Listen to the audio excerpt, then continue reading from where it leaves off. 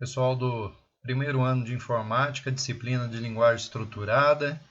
Vamos tratar agora de estrutura de repetição, comando while em dev C++, né?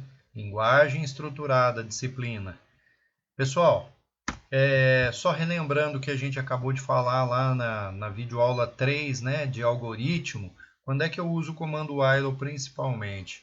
Quando eu não sei a quantidade de vezes que um trecho de programa tem que ser repetido. Por exemplo, eu quero deixar a cargo do usuário definir a quantidade de vezes.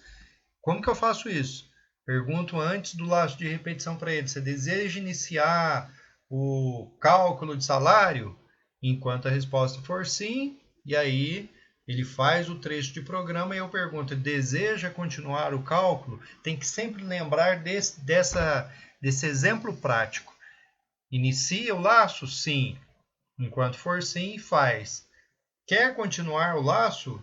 Sim. Aí ele vai continuar. Se ele responder que não, ele abandona o laço de repetição. Dessa forma, eu estou dizendo que o usuário está definindo quantas vezes o laço de repetição vai ser executado e eu, programador, não sei. É por isso que eu coloquei aqui, ó. Eu não sei, eu, programador, não sei a quantidade de vezes que o laço vai ser executado nesse caso, tá?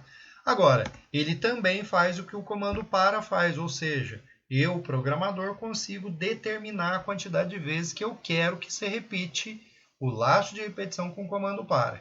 Tudo bem, gente? Isso a gente já viu no exemplo lá da videoaula de algoritmos. Como é que funciona a sintaxe do comando while em devc, do comando enquanto em devc? Eu inicio a variável da mesma forma que a gente fez lá em algoritmo, eu atribuo um valor inicial para a variável, então eu mando ler um valor para a variável, mando ler como? Deseja iniciar o cálculo de reajuste de salário? Isso eu estou perguntando, leituras. Aí eu ponho scanf para o usuário digitar. Agora, quando eu quero determinar lá, ó, quero que um laço de repetição vai de 1 até 100 vezes, então usando uma variável x. Aí nesse local, aqui, né, iniciando a variável, eu coloco x igual a 1 ponto e vírgula e acabou, tá bom? Construo o teste condicional na linha de início do comando while, tá? E o teste é no início da estrutura de repetição, testando aí se a condição, enquanto a condição der verdadeira, ele vai fazer o laço. Vai fazer o quê? Os comandos que eu inseri dentro do laço de repetição, vocês percebem que tem uma chave aqui, né, que está abrindo o laço de repetição. Os comandos que eu quero repetir eu coloco logo em seguida, e aí me preocupo em variar o valor dessa variável que está controlando o laço aqui no teste condicional, né? Se eu iniciei x, começa com x menor ou igual a 10, então aqui eu tenho que fazer x igual a x mais 1. Se eu perguntei, deseja iniciar o laço, enquanto resposta for igual a sim, e aqui eu vou ter que fazer o quê? Perguntar se ele quer continuar o laço de repetição, a execução do laço de repetição. E aí, para ele poder voltar aqui e testar se a resposta que ele deu nesse ponto aqui é verdadeira e se for, continua a execução do laço. Se não for, ele vai abandonar o laço, ou seja, executar os comandos que estão depois dessas chaves que eu acabei de fechar aqui, tá? Aqui uma breve explicação, né, de cada uma das partes que compõem a sintaxe aí acima, que a gente acabou de falar, né? Isso aqui vai servir como uma referência para vocês em caso de dúvidas.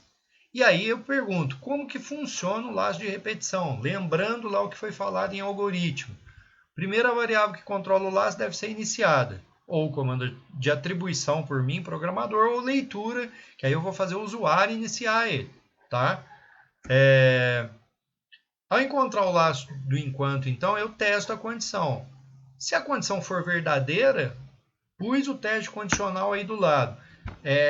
Deu verdadeiro? Deu. Então faz o laço de repetição. Deu falso? Sai do laço de repetição. Não são mais executados os comandos que estão no interior do laço.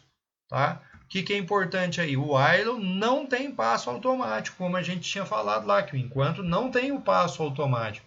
Cabe a mim, no interior do laço, variar o valor da variável que está controlando o teste condicional ali. Tá? Seja ela uma resposta do usuário, seja ela um X que está fazendo uma contagem ali automática, alguma coisa desse tipo. Tudo bem, gente? Fazendo um exemplo aqui, ó, como lá a gente fez em algoritmo. No comando for, no comando para, eu quero que ele execute 10 vezes esse printf aqui para imprimir 10 vezes a palavra teste na tela. Ou seja, x igual a 1, enquanto x for menor ou igual a 10, x é igual a x mais 1. Ou seja, isso é o passo, aqui é a condição final e aqui é a condição, o valor atribuído, o valor inicial.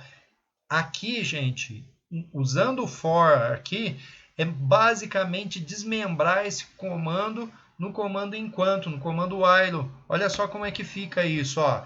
Eu pego o x igual a 1 que eu estou aqui, eu ponho antes do laço de repetição aqui, ó, verde aqui, verde aqui. O azul, ó, é o... Opa, desculpa, vamos voltar. O azul que está aqui é o que vai dentro do teste condicional aqui, ó. X, enquanto o x for menor ou igual a 10. Enquanto o x for menor ou igual a 10, o que ele tem que fazer? Imprimir a mensagem.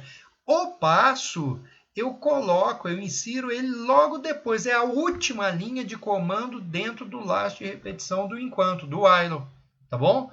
Se você, porventura, esquecer dessa linha aqui, ele fica imprimindo teste para o resto da vida e não para mais o programa. Por quê? Porque o x começa valendo 1. Aí ele testa. 1 é menor ou igual a 10? É verdadeiro. Então ele vai e imprime. Se eu não colocar essa linha, ele volta aqui para cima, o x continua valendo 1, e aí ele vai imprimir de novo. Aí ele volta aqui, vem aqui para cima de novo, o x ainda continua valendo 1. E aí ele vai ficar nesse loop infinito.